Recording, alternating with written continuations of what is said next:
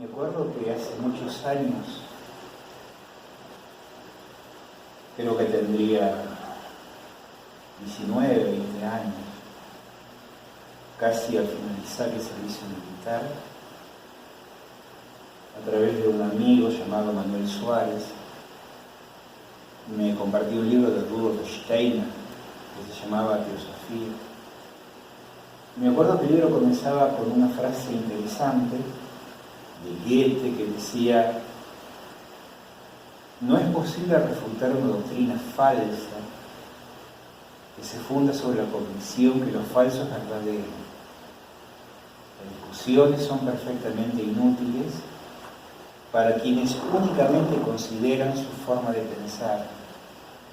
pero quien conoce la esencia y la prueba sabe perfectamente que el alma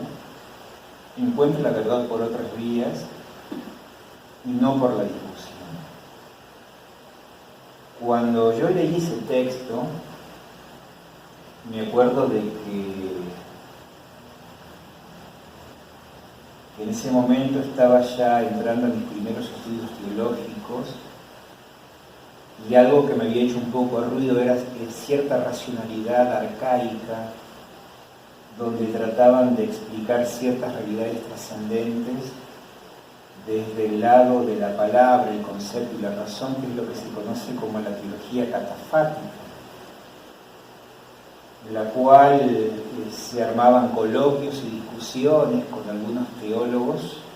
para tratar de dirimir o discernir la verdad sobre Dios. Yo ya años antes te contaba que cuando más o menos tenía 8, 9 años, un día cuando iba al colegio, a la escuela primaria, que me acuerdo que vivía en la avenida Córdoba y Ralignani, en Buenos Aires, en la zona de Villa Crespo, agarraba por la calle Ralignani, digamos ya estaba a 20 metros de la esquina de Ralignani y Córdoba, sobre la avenida Córdoba, y ahí caminaba como 8 o 9 cuadras hasta la avenida Dorrego, donde se encontraba el Parque Los Andes, donde ahí estaba una estación de subte, la línea B, que tomaba hasta Pueyrredón y Corrientes, donde ahí me bajaba y ahí caminaba 2 cuadras hasta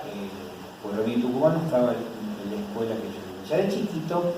en aquellas épocas, otros momentos,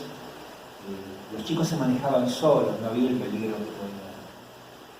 Y me acuerdo de que siempre fui un poquito solitario, bastante caminador, ¿no es cierto?, en pensar muchas cosas que el entorno era como que sensitivamente no me cuadraba.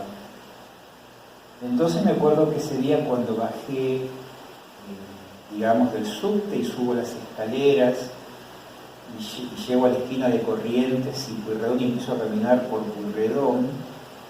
fue la primera vez que tuve una experiencia extraña que en un momento parecía, ¿viste como esos televisores cuando hacen ese tipo de líneas o chispeo? Era como que sentí que lo que estaba viendo no era verdad. Era como que algo me mostraba una serie de imágenes que detrás había otra cosa escondida. Y esa sensación fue muy fuerte, porque inclusive en un momento me acuerdo que me paré y miraba con los ojos así medio desorbitado, abierto, qué es lo que me estaba ocurriendo, porque veía que la gente esa que en ese momento hasta sentí intuitivamente que todos eran entes mecanizados, que caminaban como entes, sin saber a dónde iban, sin expresiones, como algo sin vida, como si fuese una máquina que hacía funcionar las cosas de manera inconsciente. En ese momento no sabía ni lo que era inconsciente ni lo que era consciente, sino se sentía como que eso no era algo como que no era así. Y de pronto caminé esas 2, 3 cuadras hasta llegar a la escuela y de pronto la sensación fue muy como avasallante, como que sentía que no, todo lo que veía no era verdad. A partir de ese día me empecé a sentir un poco extraño, donde cuando me enseñaban los profesores o de pronto los compañeritos que molestaban, que había un bullying también en aquella época, pero no como hoy, y era como que no le encontraba sentido, y hoy en día diría, hoy ya con mi adultez, que eran personas inconscientes. Era como que yo percibía otra realidad, como que me daba cuenta que estaba metido dentro de algo que hoy le llaman una matrix, y yo ya lo sentí. Con los años tuve experiencias místicas, y de pronto vi realidades que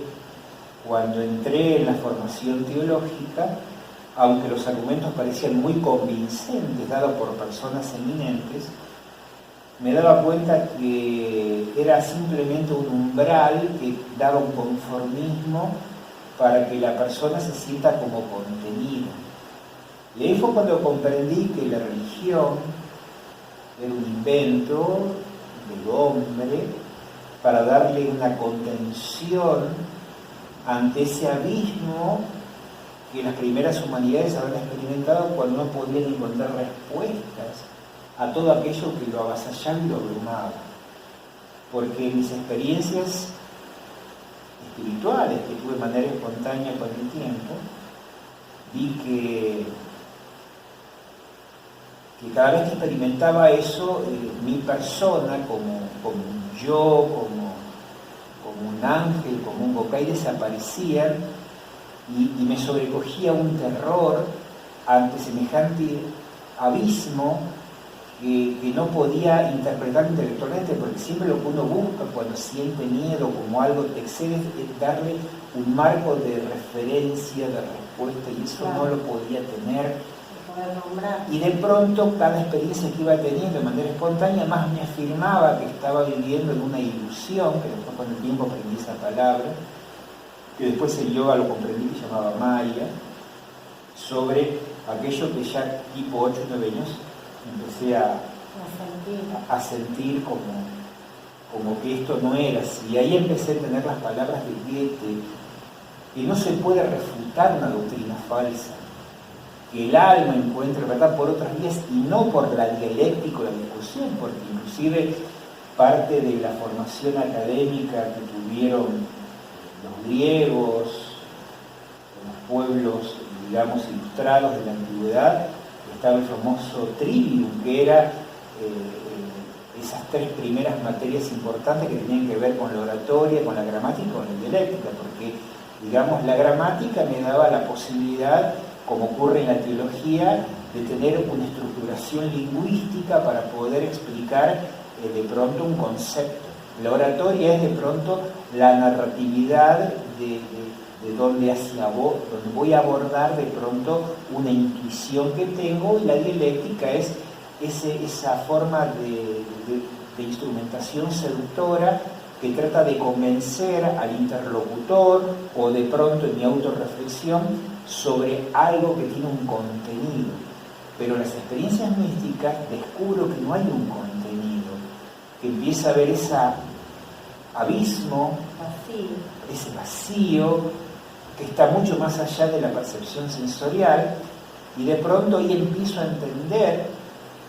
algo que hoy le llamamos la no dualidad. ¿Y por qué se dice no dualidad y no se dice unidad? Porque la unidad puede significar o representar, como la teología me lo explicaba, la teología catafática, que es la teología, por ejemplo, narrativa, dialéctica, conceptualista, donde de pronto un cristiano, un judío, un musulmán, un religioso mantiene una individualidad, es un sujeto que de pronto termina uniéndose a un objeto, pero preserva su individualidad. Exactamente.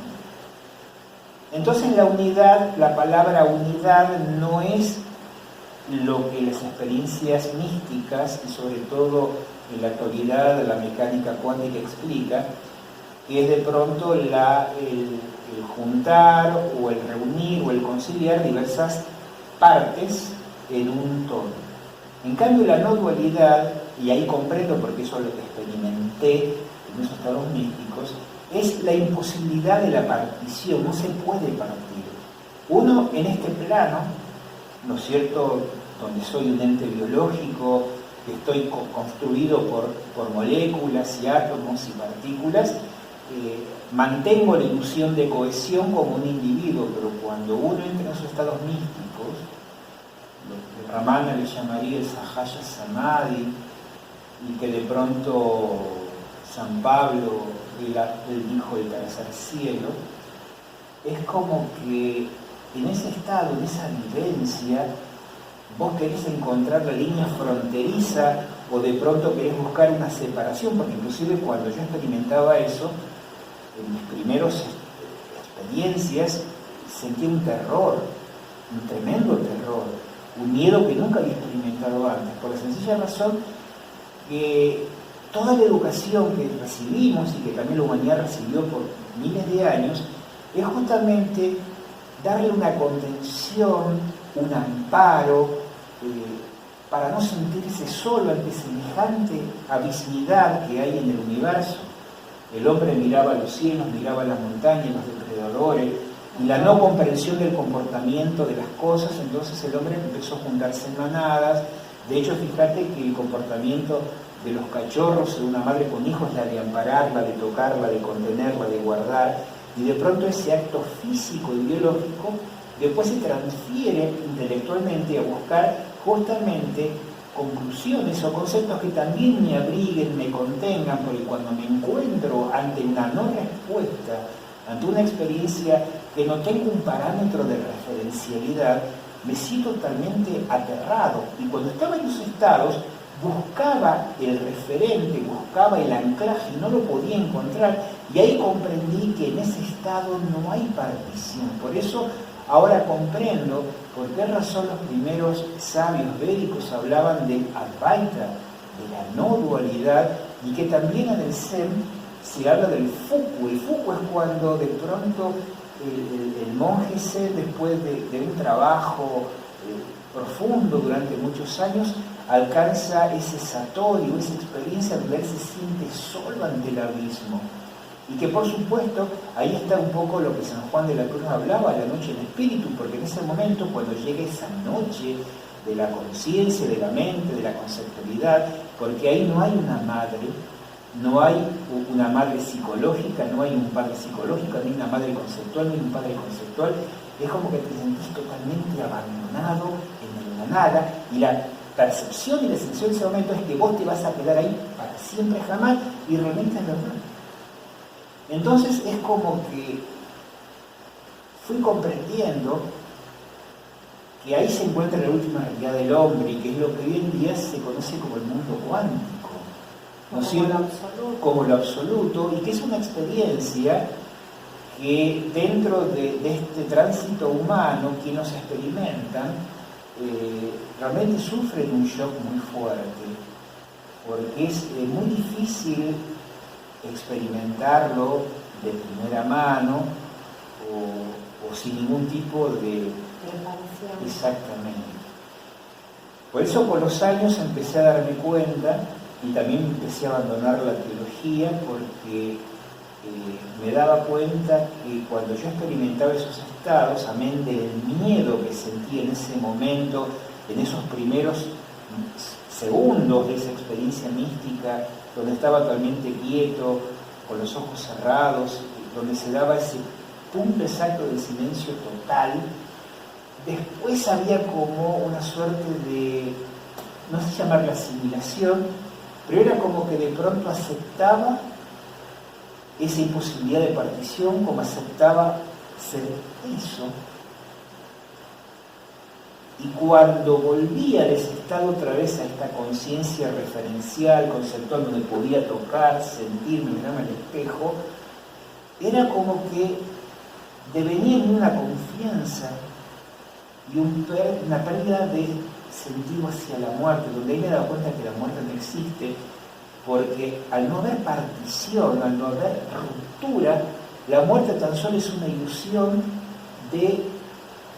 el fin biológico, que no es un fin biológico, simplemente es una entropía donde de pronto este cuerpo organizado biológicamente comienza a desorganizarse, las moléculas comienzan a entrar en estados entropianos, pero igual que un backup, digamos la inteligencia, la conciencia, cuando vemos que el disco rígido o la computadora está por sucumbir, para salvar la información, ponemos un Bluetooth y transferimos inalámbricamente la información de esta unidad a esta otra.